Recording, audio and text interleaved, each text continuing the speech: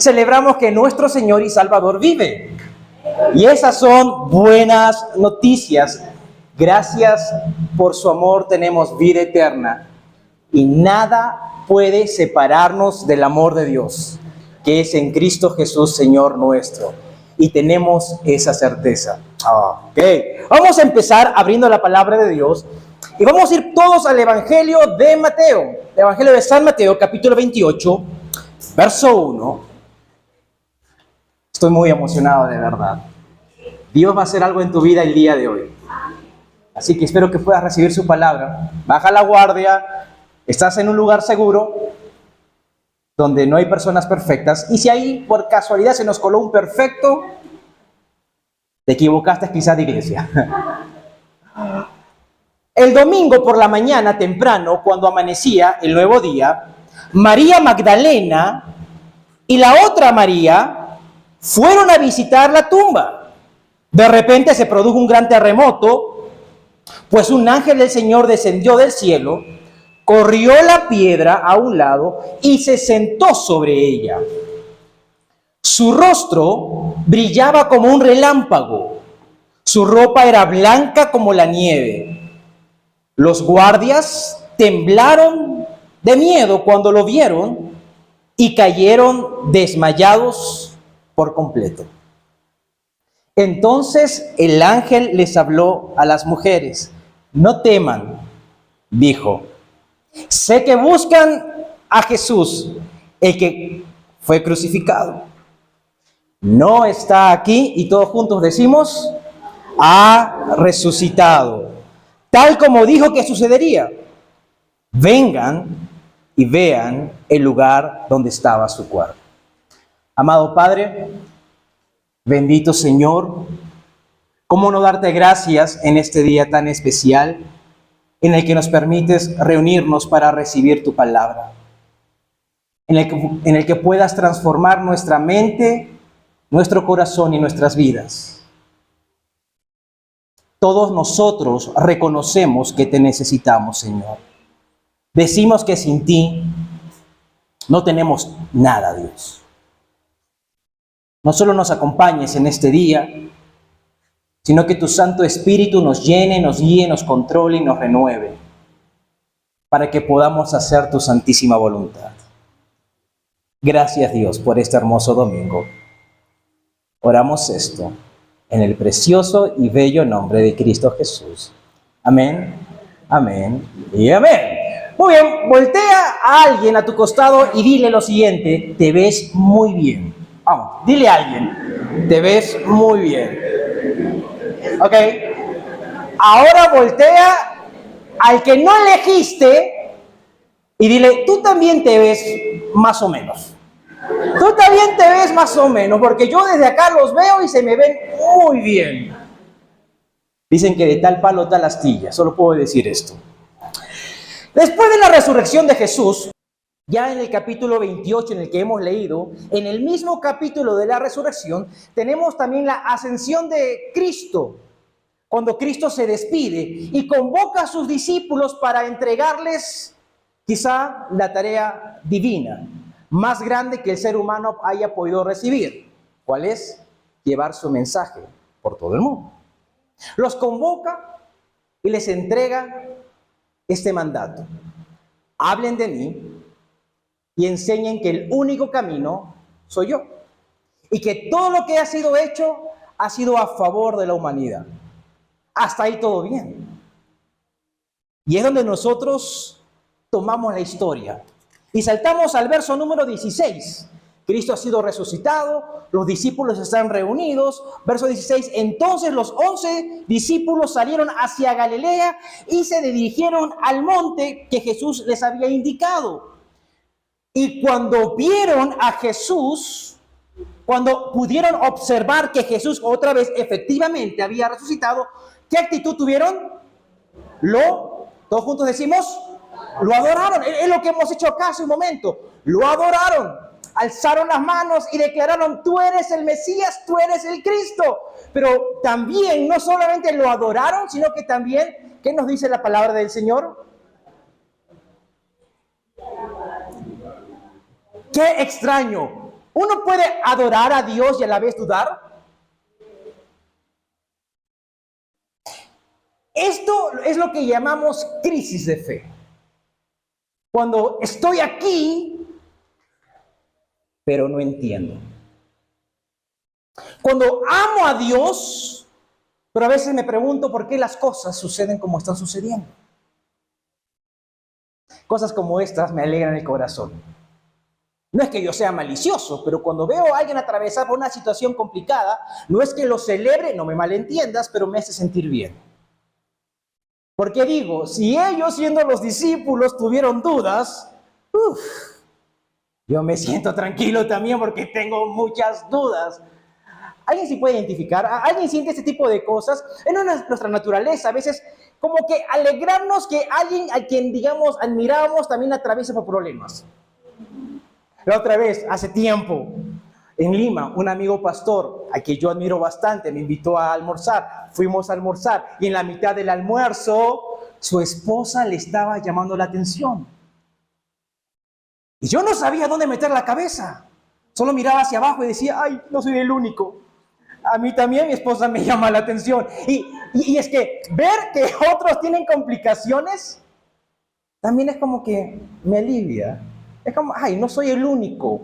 No soy el único con dudas, no soy el único loco. El otro día fuimos a tomar cafecito con Edu y Ada en la casa y estábamos hablando sobre esa gente que al panetón, en vez de cortarlo como la Biblia nos enseña a cortarlo, meten la mano a la bolsa y ¿qué hacen estos hijos del diablo? ¿Qué hacen? Los conoces, ¿verdad? Pellizcan el panetón y se lo comen. No es la manera que la palabra nos enseña a cortar, ¿verdad? Tenemos que sacar todo lo que lo envuelve, la base, limpiarlo y ya eliges el tipo de... Yo daré un curso sobre corte de panetón. Tengo un doctorado. Y es que a mí me estresa. Y cuando yo comparto esta, ya la dice, yo también. Ay, ya somos dos locos. Entonces, ya no me siento tan mal. Y sucede lo mismo con los apóstoles. Porque ellos son y eran también grandes hombres, enseñados por el mismo Mesías, que lo adoraron y lo vieron, pero a la vez dudaron. Hay momentos en mi vida donde tomo una taza con café, me encierro en mi oficina. Yo les puedo asegurar que la presencia de Dios es tan real. Literalmente siento que Él está ahí y estamos conversando. Es hermoso. Pero hay otros momentos donde cuestiono todo. Ha habido momentos en mi vida donde he entrado a la iglesia y he visto desde atrás y decía, ¿qué estamos haciendo? Esa es mi confesión. Y cuando me topo con esta escritura donde nos señalan que efectivamente los discípulos también atravesaban con dudas, con crisis. Digo, está bien a veces atravesar con crisis. Las crisis no son malas, al contrario, bien encaminadas nos pueden llevar a lugares grandiosos. Pero en ese momento de dudas que yo personalmente tengo, digo, ¿a quién se lo comento? ¿A quién se lo digo? ¿A quién busco y le digo, oye, ¿sabes qué? Estoy cuestionando todo lo que estoy haciendo. ¿Habrá otra persona como yo? ¿Habrá otro pastor que de la misma manera tenga momentos donde esté cuestionando el por qué las cosas sucedieron de alguna manera? No, ¿sabes qué? Creo que no hay otro pastor que cuestione las cosas y mejor no lo comento con nadie. Porque si comentas tus dudas, tus preguntas y cuestionas lo que Dios está haciendo, no. En el mundo de las iglesias, usualmente las personas que cuestionan, sin querer queriendo, no creo que haya líderes que adrede expulsen, pero nuestra naturaleza es querer crear un ambiente perfecto, donde no haya dudas ni cuestionamientos, y el que está luchando con su fe, y el que no entiende el por qué está atravesando por esto, se le impide preguntar. Y voltea y piensa, acá todos son perfectos. Acá nadie parece que duda, solamente yo. ¿Qué hago acá entonces? ¿Y qué es lo que sucede en las iglesias? Cuando la gente tiene luchas, se retira. Porque dicen, ahí no puedo estar. Nuestra oración es que todos juntos nos esforcemos para hacer de este lugar un lugar seguro. Un lugar donde los que tenemos dudas podamos expresarlas. Donde literalmente está bien el no estar bien. Donde podamos aceptarnos. Pero ¿qué es lo que causa nuestras dudas? Y si quieres anotarlo, sería ideal. Que son las preguntas que no podemos responder. ¿Por qué nuestra fe sufre? Es cuando hay preguntas que no tienen respuesta. Sino, ¿por qué tuvo que suceder de esta manera? Lo segundo que yo puedo decir es que hay situaciones que parecen injustas. Es que no es justo. No es justo la manera como me han tratado a mí. ¿Dónde está la justicia de Dios? Porque hay gente buena que está sufriendo. ¿Por qué hay tanta maldad? Y por último, yo podría decir las heridas que aún no han podido sanar. Porque hay algunos que están todavía con la herida abierta de la traición, del dolor, de una enfermedad, del desempleo, de la crisis. Y esta herida ya tiene mucho tiempo ya. Y todo esto, ¿qué sucede? Hace que cuestionemos. Y al no encontrar un lugar o entender que las dudas no son el problema, sino cómo manejamos nuestras dudas, las que nos pueden acercar a Dios, porque las dudas no nos tienen que alejar de Dios si son bien conducidas. Las dudas tienen el potencial de acercarnos a Dios. Tu fe es un viaje, no es un destino. No es que tomas una clase acerca de fe. Ok, ya me gradué, ya tengo fe, ya debo de estar bien. No, la fe no es un acto, no es un evento, la fe es un proceso. Y es en este proceso donde nuestra fe está siendo construida. Y la única manera de que tu fe sea construida es a través de las diferentes luchas y dudas que todos nosotros tenemos. Que la fe más fuerte, cuando vemos una fe fuerte, la fe más fuerte no es una fe que nunca duda. No. A veces cuando pensamos en alguien que tiene una fe fuerte, decimos, esa persona no duda. No, la fe más fuerte es una fe que crece a través de las dudas. Si tú el día de hoy has llegado a este lugar con una lucha muy grande en tu ser, con dudas, con preguntas, con cuestionamientos, con cosas que no comprendes, quiero decirte una cosa, que tu fe va a ser construida porque las dudas, bien direccionadas, nos permiten construir la fe. ¿Y quién puede pensar en un personaje de la Biblia muy conocido que tuvo dudas? Tomás. Tomás, el que dudaba. Tristemente, nadie se va a acordar por el ceviche que él hacía. No, uno se acuerda de Tomás solamente porque dudó. Pero yo hago la pregunta, ¿Tomás dudó siempre? Juan capítulo 20, verso 24, la palabra del Señor nos narra este precioso evento. Tomás, uno de los discípulos al que apodaban el gemelo, no estaba con los otros cuando llegó Jesús. Ellos le contestaron, hemos visto al Señor. Cuando dicen ellos le contestaron, yo imagino que todo el mundo estaba gritándole, emocionado, Tomás, te la perdiste. Jesús estaba en este lugar y no estuviste tú. Y todos emocionados y Tomás, me están haciendo una broma. No toquen ese tema, es muy sensible. ¿Saben ustedes cuánto yo quería a Jesús? Por favor, chicos, ya, córtenla, ¿no? Sigamos leyendo. Ellos le contaron, hemos visto al Señor, pero él respondió, no voy a creer a menos que vea las heridas de los clavos en sus manos y meta mis dedos en ellas y ponga mi mano dentro de la herida de su costado. Ok, ¿cómo conocían a Tomás? Tomás como el que dudaba, ¿cierto? El que dudaba. Hasta el día de hoy se ha quedado con esa chapa. Y creo que es muy injusto. Y creo que el Señor nos ha llamado a limpiar su nombre. Porque seamos sinceros y honestos, si tú hubieras estado en sus zapatos, si ese día, por ejemplo, la llanta del auto se hubiera pinchado y no hubieras podido llegar a la iglesia y te lo hubieras perdido, o quizás el hijo se hubiera enfermado, y eso a veces nos ha pasado, y por ciertas cuestiones no hemos podido llegar. Tomás era una persona que, como tú y como yo, amaba a Dios y que también había enfrentado ciertos dolores. Cualquiera de estos discípulos, si no hubieran estado presentes, probablemente también hubieran reaccionado como Tomás. Oswald Chambers dice lo siguiente, y me encanta: la duda no siempre es señal de que un hombre está equivocado. Al contrario, puede ser una señal de que está pensando. Y si tienes dudas, no eres extraño, eres simplemente humano.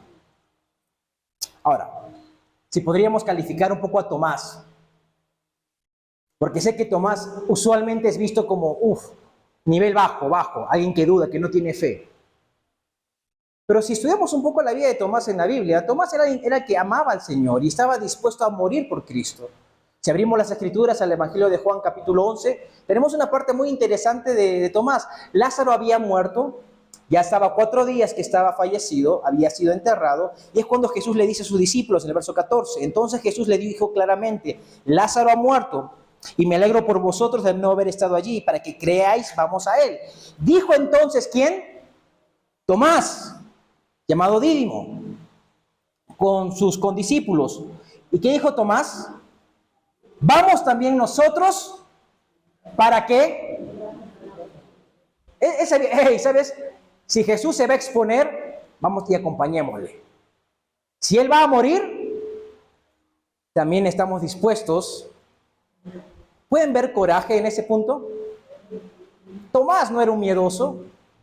Tomás amaba al Señor. Más adelante, cuando Jesús está hablando de que Él se irá a construir moradas celestiales, Tomás hace la pregunta, yo quiero una parcela, yo quiero parte de esto, yo quiero estar contigo. ¿Cómo hacemos? ¿Cómo hacemos el trámite? ¿Dónde pago la inicial, la alcabala? ¿Cómo puedo hacer? Dijo Tomás. Porque Tomás literalmente estaba emocionado con seguir a Jesús. Pero Tomás también era humano. Y Tomás tenía dudas. Ahora, la pregunta es, ¿cómo responde Jesús a tus dudas?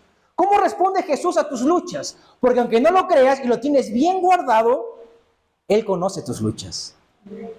Él conoce las mías. Detrás de tu gran sonrisa, detrás de ese apretón de manos y buen saludo, de ese abrazo, el Señor conoce lo que nadie más ve. El Señor sabe de tu gran lucha, de tu gran depresión, de tu gran desánimo. Él sabe, como sabía de Tomás. Ahora regresemos al Evangelio de Juan, capítulo 20, verso 26. 8 días después, ¿cuántos días después? 8 días después, los discípulos estaban juntos de nuevo. Y esa vez Tomás, ¿qué hacía?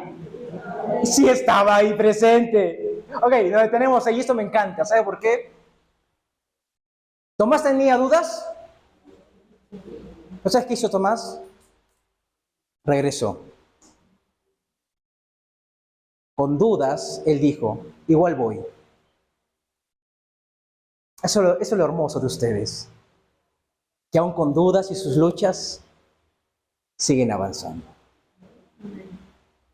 Eso me encanta de ustedes. Que la vida no es fácil y a veces nos caemos. Por momentos nos desconectamos, pero como Tomás, regresamos. Y el Señor ama esto. ¿Por qué? Por lo que voy a leer en este momento. Dice, las puertas estaban bien cerradas, pero de pronto, igual que antes, Jesús estaba de pie en medio de ellos y les dijo, la paz sea con ustedes. ¿Y qué hace Jesús? ¿Va de frente a los bocaditos? Es lo que tú harías probablemente. ¿Qué es lo que hace Jesús? Busca al que tiene las luchas. Jesús busca al que tiene cuestionamientos. Jesús busca al que no comprende para ayudarle a entender. ¿Pero qué hizo Tomás? Él fue. Y en ese momento Jesús le dice a Tomás, Tomás, pon tu dedo aquí y mira mis manos. Mete tu mano en la herida de mi costado. Ya no seas incrédulo. Cree. Y Tomás, de haber dicho, no, yo tendría que ver, verso 28, él exclama y dice, mi Señor y mi Dios. ¿Qué hizo Jesús con Tomás? ¿Cómo responde nuestro buen Señor a las personas que están atravesando una crisis? Se acerca y se manifiesta y te dice, aquí estoy. Por eso con toda certeza puedo decir lo siguiente, que Dios no está distante en tus dudas. Él no está distante. Él está más presente de lo que te imaginas. Sí, es verdad, las cosas no salieron como esperabas que salgan. Tú tenías otros planes, pero Dios tenía propósitos. Yo no, esta etapa de mi vida no me la imaginaba así, pero ¿sabes qué? Es mucho mejor lo que pensaba. Y aquel corazón roto que tienes, que te ha causado muchas preguntas en tu cabeza, noches sin dormir, el Señor te dice, no estoy distante, aquí estoy. Vamos a trabajar en tus dudas y usaremos estas dudas para acrecentar tu fe. Porque una fe fuerte no es la fe que nunca duda, una fe fuerte es la fe que crece a través de las dudas. Y si tienes dudas, no entres en pánico. Estas luchas nos ayudan a nosotros a crecer. Tus dudas no descalifican tu fe. No eres una mala persona por dudar. Sé que a veces, desde nuestra infancia, sin querer queriendo, nuestros padres nos han enseñado a no cuestionar, a no preguntar. El asunto no es cuestionar o no, es cómo lo hacemos, y con mucho respeto. Cuando uno es sincero en su duda, está muy bien. Pero a veces tenemos miedo de preguntar. Cuando el profesor explica las ecuaciones, por ejemplo, de una variable, ya entras a la universidad, primer ciclo, y dices, tienes dudas, ¿cuántos preguntan, profe? No entendí. Todos salen de la clase, ay, chispa, ¿y ahora qué hago? ¿Cómo entiendo esto? Porque nuestra cultura ha sido diseñada para no dudar. Porque creemos que mis luchas son malas, pero cuando vemos que otros discípulos, y vemos que el pastor, y mi hermano, y mi hermana, y todos en este lugar, ¡ay, este es un lugar donde la gente duda bastante! Sí, bienvenidos a Iglesia Nueva Oportunidad. El lugar de las dudas. Pero una fe firme y grande no es una fe que nunca tiene dudas, sino que el Señor utiliza las dudas para acercarnos a Él. Pero, nuestro enemigo espiritual, Satanás, utiliza las dudas para alejarnos de Dios. Es en el momento en el cual Satanás nos susurra y nos dice, ¿cómo es posible que estés pensando en eso? Si Dios fuera bueno, esto no te hubiera pasado. ¿Otra vez con lo mismo? ¿Cuándo te vas a poner firme? ¿Cuántos han tenido alguna vez este tipo de luchas en su cabeza? Satanás las utiliza para detenernos, para alejarnos, cuando Dios quiere usar nuestras luchas para acercarnos a Él. Hace unos años atrás, mi esposa y yo atravesamos por una temporada muy difícil. Familia en general, atravesamos por una temporada donde en lo personal tuve demasiadas dudas. Demasiadas dudas. Alejado del ministerio, de la iglesia, todavía amaba a Dios. Amaba a Dios, pero no entendía muchas cosas. Quienes estaban cerca de mí en ese momento sabían que yo ya no quería saber nada con una iglesia. Estaba en mala forma, literalmente, o sea, no justifico, yo estaba muy mal. Un día mi madre va a la casa, está totalmente mal, o sea, de aspecto, está en una depresión terrible. Se siente en el sillón, me mira y como buena madre me dice, hijo, la palabra de Dios nos dice que todas las cosas nos ayudan a bien. Yo la miro a mi madre y le digo, mamá, eso lo sé acá, pero ya no lo siento acá. Esa era mi más grande lucha sobre el cuestionamiento por el cual estaba atravesando. Esto no tenía que haber resultado de esta manera. ¿Por qué Dios tuvo que suceder así? Pero el Señor me buscó. Envió ángeles, personas, hermanos en la fe. Y el Señor me halló y me llevó a un lugar apartado. Y me mostró lo que Él tenía para mi vida. Literalmente, yo sabía que este no era el fin. Era el comienzo. Era una nueva oportunidad. Y lo que tú vives no es el fin. Gloria al Señor es el comienzo. Y Él te ha buscado y te ha traído a un lugar en especial para decirte, eso no fue el fin, esto es el comienzo. Tu fe hoy ha crecido debido a las luchas que has tenido. ¿Podemos ir a un último texto? Salmo 23, verso 4. Para mí esto es muy importante. Aunque ande en valle de sombra de muerte, no temeré, porque tú estarás conmigo. ¿Qué haces cuando estás en medio de ese valle oscuro, lúgubre, valle de sombra de muerte? Podemos decir un valle de sombra de dudas. ¿Qué puedes hacer en ese momento? Avanzar. Avanzar. Es lo que podemos hacer, es avanzar, es lo que nos toca. Porque no vamos a quedarnos en el valle. Sí, quizá la situación no resultó como pensabas, pero no puedes quedarte ahí.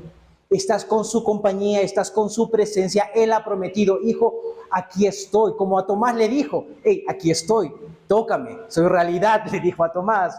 Te dice a ti mismo el día de hoy, hey, aquí estoy. Vamos juntos, avancemos. Tomás regresó, tú regresaste, entonces avancemos. Pero ¿sabes cómo avanzamos? Damos gracias por lo que fue. Porque es muy importante cerrar ciclos en gratitud. Gracias por lo que fue y no resultó. Ahora me extiendo a lo que está por delante. Atravieso el valle y saldré de esta como cuántas veces antes he salido del valle. Y en todas Él nos ha acompañado. La fe no es un acto, es un viaje. Es un viaje y en este viaje a veces tenemos luchas. La fe, y anota esto, no es la ausencia de dudas, sino que la fe es el medio para superarlas. Y eso es para nosotros como creyentes importante entender. El hecho de que tengas dudas no significa que no tengas fe, sino que tus dudas bien encaminadas van a fortalecer tu fe. ¿Qué nos toca a nosotros? Venir a Jesús. Venir a Jesús en esta mañana. Atraviesas por una separación, un divorcio, ven a Jesús. Estás en depresión, ven a Jesús. No comprendes por qué la relación atravesó por esta situación crítica, ven a Jesús. Ven a Jesús. ¿Hay problemas de salud? Ven a Jesús. ¿Hay problemas en el hogar, en el trabajo? Ven a Jesús. Él te va a acompañar en medio del valle. El peor error que tú puedes cometer el día de hoy después de escuchar esta invitación es decir, no, yo puedo solo. No podemos. Y está bien no poder. Tú y yo estamos en necesidad de una intervención divina. ¿Hacemos lo que nos corresponde a nosotros? Sí, pero el resto se lo dejamos al Señor. 1 Pedro 5:7 dice que depositemos en Él todo aquello que nos preocupa, que Él tiene un cuidado por ti. Y aunque tus dudas te hagan cuestionar si en verdad es cierto, tus dudas no pueden quitar la verdad de que sea cierto. Amado Señor,